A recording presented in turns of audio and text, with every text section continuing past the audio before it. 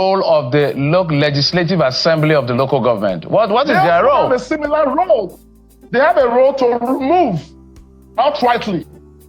Unlike in this case, it's a case of suspension, 2 months, and as we speak, there's an inquiry. So it is at the end of that inquiry, the House of Assembly will take any further step. And that is the law. Until this law is abrogated, it remains the law. Well, so what is the worst case and the best case scenario here? Because this channel not only feed your eyes with good movies, we also bring you the hottest and the newest trend around the globe. My darlings, sit tight and enjoy this one. Welcome back. Edo Politics is in focus in this second part of the program, and that is because of what has developed the last few days in very quick succession. Complaints to the House of Assembly by the governor. The House of Assembly acts by suspending the chairman of the local government, 18 of them, who are all members of the PDP, from my understanding, for the next 2 months. And they are relying on Section 20 of the Local Government Law 2000 of Edo State. Now, is that law in conflict with the 1999 Constitution? What happens to the touting of the issue of local government autonomy? Should the Assembly be the one doing this? Well, Andrew Nwata is a former commissioner for communication and orientation in Edo State under the Obaseki administration, but now is an ally of the governor. He joins me from Benin City, the Edo State capital. Mr. Nwata, thank you so much for coming on the program.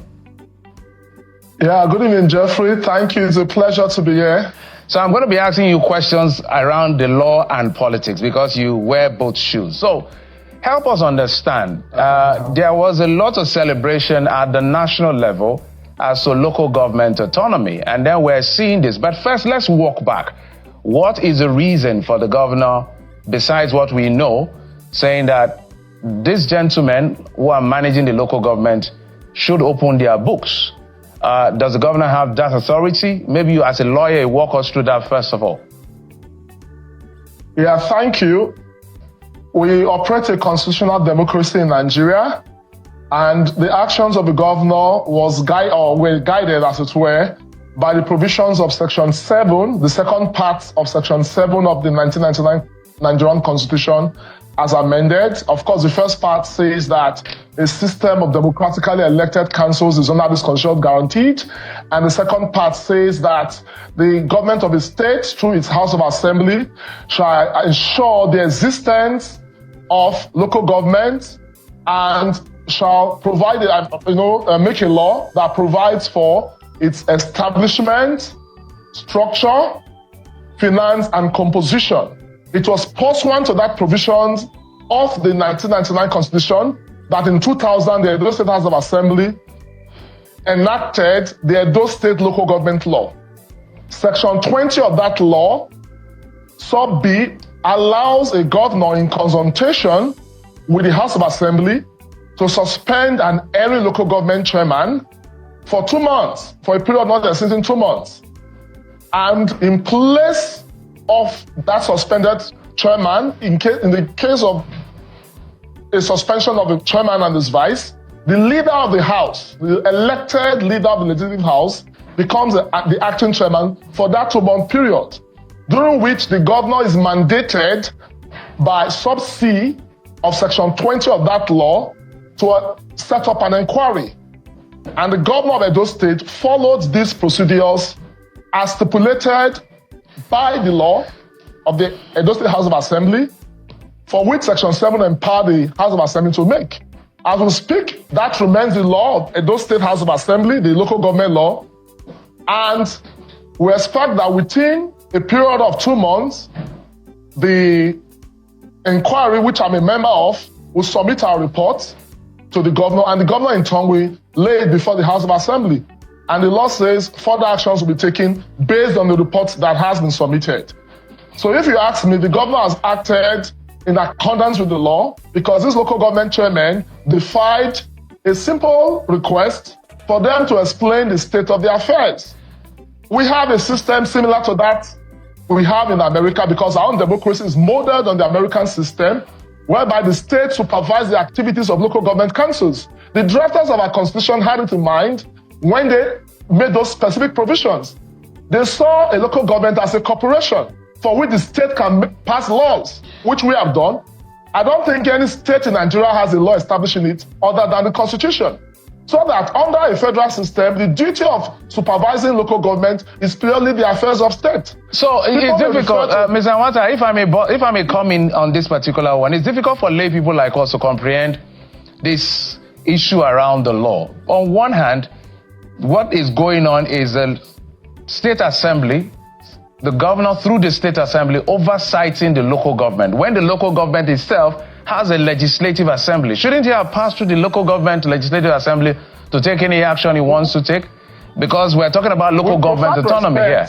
I just wanted to establish the fact that our own system of democracy is modern on the American system. Under the American system, the governor of New York can suspend the mayor. But what we must establish is there's a big difference between dissolving the council and suspending an erring chairman. What has happened here is not a case of dissolution. Even under the same law I've referred to recently, the Chief Judge of Edo State, applying the blue pencil rule, abrogated the provision of Section 10 that talks about dissolution. The governor has not dissolved the councils because the person now occupying the office of acting local government chairman across the 18 local governments was elected. So what we have, the provision of the law being followed strictly. Mr. Nwata, I also respond to what you said like a layman as well. This is because they say there are 3 arms of government and 3 tiers of government, which has to do with local government. Like president oversighting the role of a governor. That is the way it looks to lay people, given to what is playing out. But let me ask you a straight question on this one. If these chairmen were members of the APC, would Governor Pueblo have done what he did? It does not really matter because the Speaker of the Edo State House of Assembly, who looked at the governor's request, is a PDP member. So it's about our state. What is the mischief here? We had a system where we didn't have local government councils for over 2 years. And when they came in September last year, it was business as usual. As we speak, there's no development in our councils. It was just a money sharing spree. And that is why they are trying to prevent an inquiry because, as I've noted earlier, our system does not allow local government to operate like states. It is the House of Assembly that guarantees their existence through a law. They are under the direct supervision of the state government. And if you allow me, I will say that what the Supreme Court said in the case of AG Federation and AG Abia is simple, that allow local governments to have access to their funds. The Supreme Court cannot amend the Constitution. Section 7 remains. And also that you cannot dissolve a council and appoint a caretaker committee, which is not the case here. We are talking of every local government chairman and their vice who have refused the state to supervise their affairs because the governor was elected by Edo people and he has a duty to Edo people. What happens at the local government concerns the governor. So, Mr. Nwata, what is now the role of the local legislative assembly of the local government? What is their... You're watching Nolly Magic TV. My joy is to keep you updated with the latest gist. And your joy should be subscribing to this channel and giving this video a thumbs up, please. They have a similar role. They have a role to remove outrightly. Unlike in this case, it's a case of suspension, 2 months, and as we speak, there's an inquiry. So it is at the end of that inquiry, the House of Assembly will take any further step. And that is the law. Until this law is abrogated, it remains the law. Well, so what is the worst case and the best case scenario here? Because this looks like a political move from onlookers. Go through the assembly, follow the local government council law, section 20 that we've been putting out, suspend them, and if push comes to shove, you use the legislative assembly and kick them out of office. Is that the end game here? You know, because it's an inquiry, you don't expect me to start divulging matters that are before a panel of inquiry. But just to say that there are clear precedents. Obaseki as governor in 2019 did the same. 4 local government chairmen were suspended. The matter went to the House of Assembly. But the first and foremost thing you should consider is it legal? The answer is yes. So the issue of whether it is political is a matter of conjecture. So I want you to speak back to when the Attorney General of the Federation actually took the state governors to court, and he won that case and said these monies should be sent directly to the local government to manage the affairs of the local government. I know that some local government earn as much as 900 million, some 200 million, some 300 million, depending on the state and where they are located. The idea, in my understanding, and from the understanding of perhaps a lot of people, is the fact that the state government will allow these people operate freely. But what is going on? Do you see this as freedom of expression or freedom of operation by the local government? Because Governor Pueblo is barely, I think it's less than 2 months in office. These gentlemen, I think they are less than a year in office. It was the end of Obasanjo's term that they came into office. I'm coming. I think it's clear that what the Supreme Court has done is to allow local government to have direct access to their funds. But it does not allow individuals to now operate in manners that the law does not allow them to. Because the issue of financial autonomy is what the Supreme Court talked about. It does not talk about the issue of fiscal responsibility, of misappropriating funds or using the local government as a conduit for personal aggrandizement. And that is what the governor is against. The governor is not interested in how much the local government gets on the federation account. It is how these monies are spent. And if you look at the provisions of Section 7, the law allows the state to look into the finances of the local government, not the issue of where the money goes to, but how the money is spent. So I don't think there's anything untoward here, but because the Constitution has placed local government under state control, that remains the law. It is now for the National Assembly to now give local government almost the same powers as the state by granting them full political independence. Financial autonomy, to my understanding, is allowing people to have access to their money. But that is not to say how they use their money, you don't have control. I'll give you a simple scenario. A judge can instruct a father, you must give your son 20,000 naira every month, pay into his account, but that does not take away the illocal parentis role of the father to supervise how the son acts. That does not mean that the son can use that money to get marijuana and other things that are antisocial. So that is the role of the state. They play an illocal parentis role over local government, and that's what Governor Pueblo and the Edo State House. These are democratically elected council chairmen. They are not. It's not a father-son relationship. These are governments, local government, state government. I want to emphasize that word. No, I think you said you are a layman. I'm trying to break it down. In the simplest way I can. So I'm responding as well. So what has been found preliminary? What is this thing that the governor found that made him to say, guys, I need to see what you're doing with the money? I want to ask you a question. You have people who have been elected for over 1 year, and there's little to show for what they have done in the past 1 year. If it is a government, right? Nothing to show. You have appropriations, but nothing physical or tangible to show. And we're not asking for your finances, and you are saying you will not provide. They are not an independent organ of government, a tier of government. They are under the control of the state. It has always been. I want to go back, Mr. Nwata, and we're going to bring this issue up. Just the Constitution says the system of local government, because the language you're using is interesting. The system, I want to read exactly what the Constitution says. The system of local government by democratically elected local government councils is under this Constitution guaranteed. And then he now went on to say, and accordingly, now gives the state government some responsibility. Every state shall, subject to Section 8 of this Constitution, ensure their existence under a law which provides for the establishment, structure, composition, finance, and function of the council. So the Constitution guarantees that they exist, but facilitated by the state. So what is going on for those people who see this as a political or administrative overreach? What's your response? My response is simple.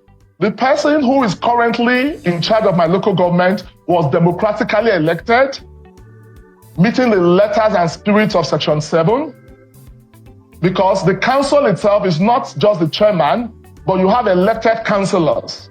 These councillors are intact, their tenure is intact, but for the suspended chairman who is trying to prevent the state from ensuring that the funds are properly spent, is under an inquiry. And the idea behind suspension is not just about the local government councils. Even in the university system, when a VC or whoever it is that heads an institution is under inquiry, he's suspended, he's told to step aside. to allow that inquiry to happen. And that's exactly what the drafters of our constitution contemplated and the drafters of the Edo State local government law. 2 months is not forever. So it's better we don't preempt the work of the inquiry. Yeah, no one is preempting the work of the inquiry, just that government areas concerned. No, land on your thought. I didn't get what you said.